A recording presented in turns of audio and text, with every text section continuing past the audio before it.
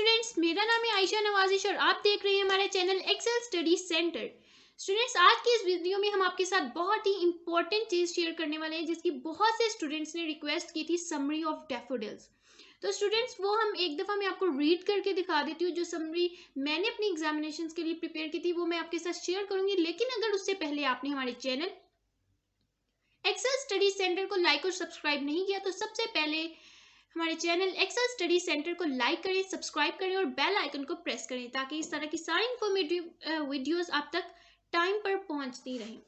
तो students, summary of daffodils, जो भी आपका क्वेश्चन है आपने उसका टॉपिक मेंशन करने के बाद जो भी आपका क्वेश्चन होगा पेपर में आपने वो लिखना है और उसके बाद उसका टॉपिक।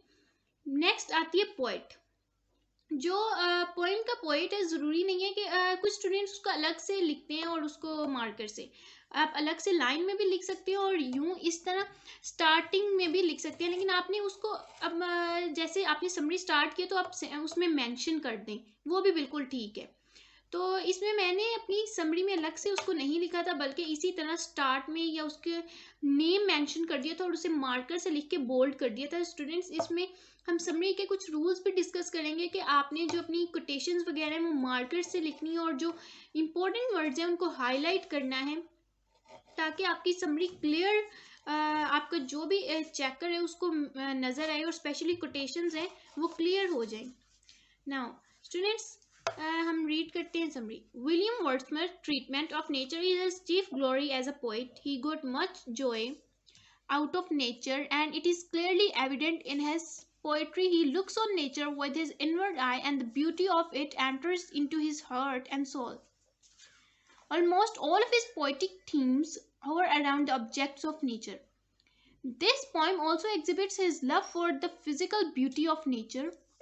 नेक्स्ट स्टूडेंट्स, यहाँ पे हमारा पैरा कंप्लीट हो गया है, वन पैराग्राफ कंप्लीट हो गया, तो इसमें मैंने कोटेशन ऐड की है। Nature is the art of God. Students, आपके जो कोटेशन है वो ऑथेंटिक होनी चाहिए, कोशिश करें। और इसी तरह जिसने भी ये कोटेशन कही है ज़रूरी नहीं है कि आप नेम मेंशन करें, तो आप नेम अगर आपको भूल जाता है तो आप बिल्कुल इसको मेंशन ना करें। और अगर कोई याद है कोई बहुत सी फेमस कोटेशंस होती हैं जो लोगों ने कही हैं, जैसे शेक्सपियर की बहुत सी कोटेशंस हैं, तो अगर आपको वो चीज़ें याद रह जाती हैं तो लिख दें। अगर नहीं याद रहती तो स्टूडेंट्स रॉन्ग मेंशन नहीं करना। कोटेशंस लिखने के दो पैटर्न्स मैंने आपके साथ डिस्कस किए थे जिसमें मैंने पेपर प्रेजेंटेशन की वीडियो में, नंबर 1 तो ये कोटेशंस इन्वर्टेड कॉमास में लिखें, और नंबर 2 कि आप इनकी साइड पे 605 डबल कटेड मार्कर से ड्रॉ कर ले लाइंस, तो वो भी बिल्कुल ठीक है। नेक्स्ट पैरा स्टूडेंट्स हमारा स्टार्ट होते हैं। One day, while having a leisure walk in a beautiful valley, he came across a very exhilarating sight. He caught a glimpse of a large number of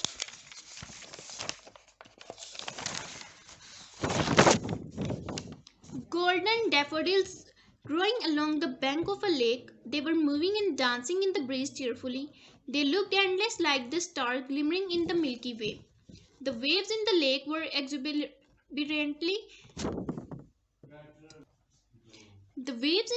exuberantly rising high. They also seemed to be moving in a ceremonious dance.